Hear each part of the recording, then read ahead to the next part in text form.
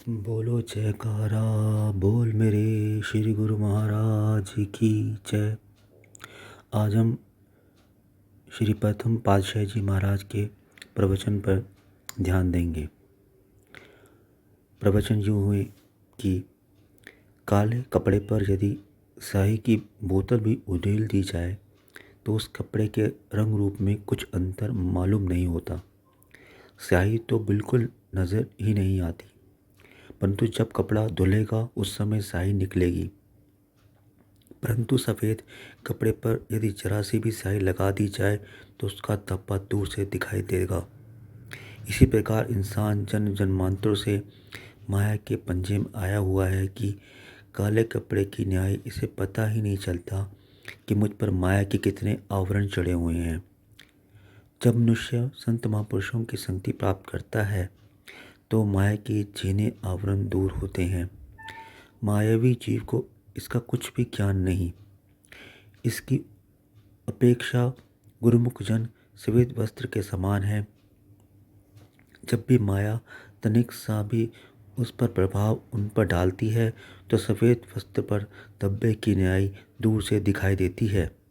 अतः गुरुमुख सतगुरु का आश्रय लेकर उसे दूर करने में समर्थ हो जाते हैं। गुरुमुख और मायावी जीव में कितना अंतर है।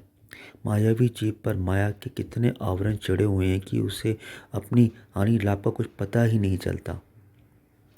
मायायुक्त साहा मन को क्या पता चले कि भक्ति रूपी सफ़ेदी किसे कहते हैं।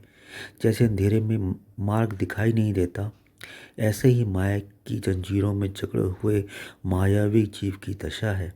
वह समझता है कि दुनियावी सुख ऐश्वर्यों के भोगों में विषय वासनाओं की पूर्ति करना ही जीवन का ध्येय है।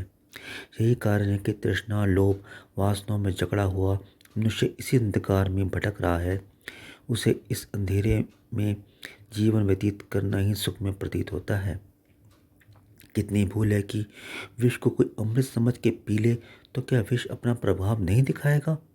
ऐसे ही मायावी जीव इस मायावी विषयों के विष को पीने में दिन रात लगे हुए हैं, परंतु उन्हें इसके प्रभाव का ज्ञान नहीं।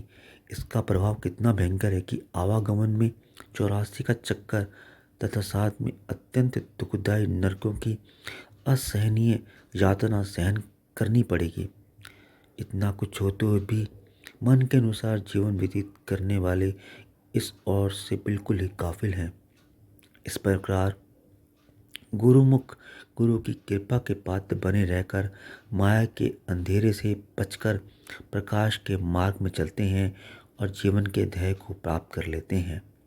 बोलो जयकारा बोल मेरे श्री गुरु महाराज की जय। साचे दरबार की जय।